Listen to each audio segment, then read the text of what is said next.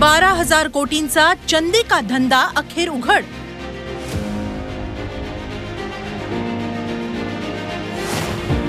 Lottery king कंपनीकडून राजकीय पक्षांना खिरापत.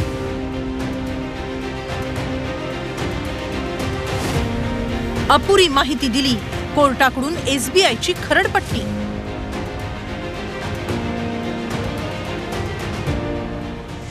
लोकसभा निवडणुकीच्या तोंडावर इलेक्टोरल बॉन्ड अर्थात निवडणूक रोख्यांचा तपशील जाहीर झालाय.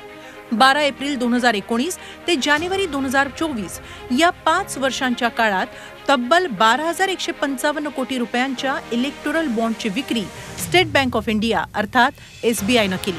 कोणत्या कंपन्यांनी आणि व्यक्तींनी हे बॉन्ड खरेदी केले आणि कोणत्या राजकीय पक्षाला किती निधी मिळाला याचा गौप्यस्फोटच या माहितीतून समोर आलाय. त्यानुसार 12,000 कोटी रुपयांपैकी भाजपला सर्वाधिक 6,060 कोटी रुपये मिळाले. त्यापाठोपाठ तृणमूल काँग्रेसला 1,609 कोटी रुपये, काँग्रेसला 1,421 कोटी रुपये, भारत राष्ट्र समितीला 1,214 कोटी रुपये, बिजू जनता दलाला 775 कोटी रुपये मिळाले. सुप्रीम कोर्टाच्या आदेशानंतर एसबीआयनं ही सगळी माहिती केंद्रीय निवडणूक आयोगाला दिली. निवडणूक आयोगानं ती आपल्या वेबसाईटवर जाहीर केली. त्यामध्ये कोणत्या कंपन्यांनी आणि उद्योग समूहांनी किती निधी दिला याची माहिती चक्रावून टाकणारी आहे.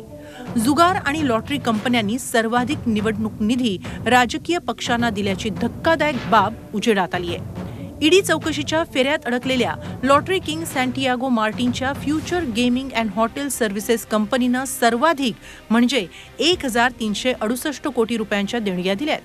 ईडी चौकशीत अडकलेल्या मेघा इंजिनिअरिंग अँड इन्फ्रा कंपनीनं 968 कोटी रुपये, क्विक सप्लाय चेन नावाच्या शेल कंपनीनं 410 कोटी रुपये, उद्योगपती अनिल अग्रवालांच्या वेदांता कंपनीनं 401 कोटी रुपये, तर कोलकात्याच्या हल्दिया एनर्जी कंपनीनं 377 कोटी रुपयांचे निवडणूक रोखे राजकीय पक्षांना देणगी स्वरूपात दिले. दरम्यान निवडणूक रोख्यांची अपुरी माहिती दिल्याबद्दल सुप्रीम कोर्टाने शुक्रवारी पुन्हा एकदा एसबीआयला चांगलंच झापलं. निवडणूक रोख्यांची यादी जाहीर करताना बॉन्ड नंबरचा तपशील का दिला नाही, कोणत्या कंपनीनं कोणत्या पक्षाला किती रक्कम दिली याची माहिती कोण देणार असा सवाल करत एसबीआयची खरडपट्टी काढली. येत्या सोमवारपर्यंत ही माहिती देण्याचे आदेशही सुप्रीम कोर्टानं दिले. स्टेट बैंक ने जो इन्फॉर्मेशन दी उसमें जो बॉन्ड नंबर्स हैं जो हर एक जने ने खरीदे और जिस पार्टी ने वो बॉन्ड रिडीम करे उनके बॉन्ड नंबर्स नहीं दिए हैं.